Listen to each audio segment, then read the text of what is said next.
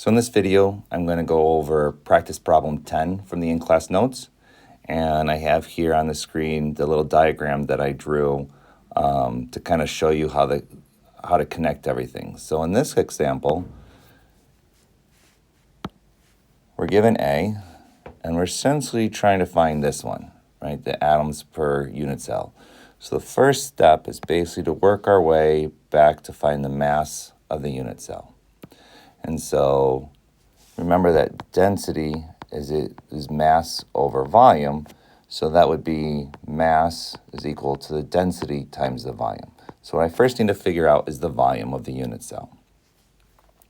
And so we're going to first convert A into centimeters, not cubic, sorry.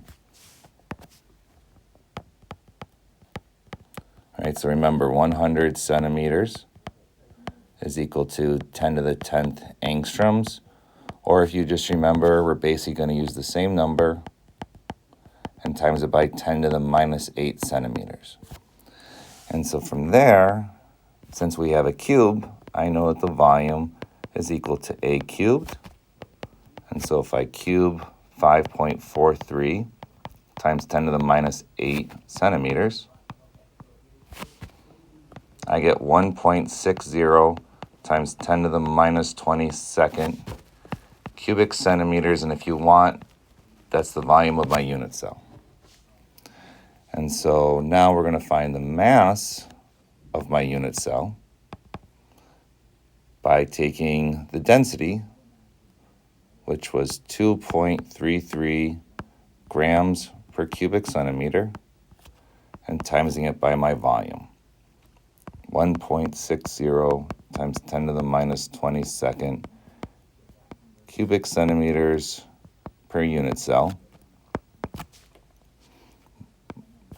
Cubic centimeters cancel, and my answer comes out to 3.73 times 10 to the minus 22nd grams for the unit cell. All right, so now we're here.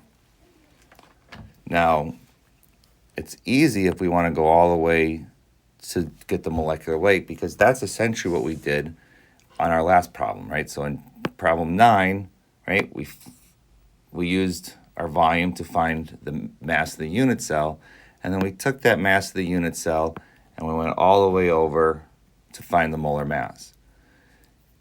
And we used that 2 atoms per unit cell as a conversion.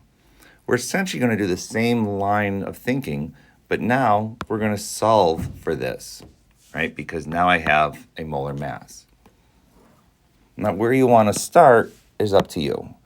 But I know that my answer needs to be in atoms per unit cell. So I'm going to choose to start with Avogadro's number, the 6.022 times 10 to the 23rd atoms in 1 mole. So at least now I know my numerator has the unit I need. Now I just got to focus on getting moles to unit cells, right? So the only thing that has a mole in it would be my molar mass. So I know that 1 mole of silicon is equal to 28.09 grams of silicon. And now I got to get rid of these grams, and lo and behold, there's my grams per unit cell. So I'm going to take the mass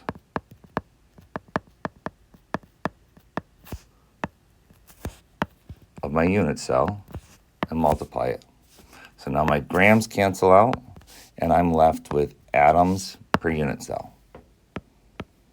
If I calculate this out, I should get roughly 8. It comes out to 7.99, but you can't have a fraction of an atom. So 8 atoms per unit cell. Now, if you wanted instead to start with the mass, right, understanding that you needed the unit cell in the denominator, you would have gotten the same answer. So there's no right or wrong way in how you think about it, as long as you put the math in order to get the right answer.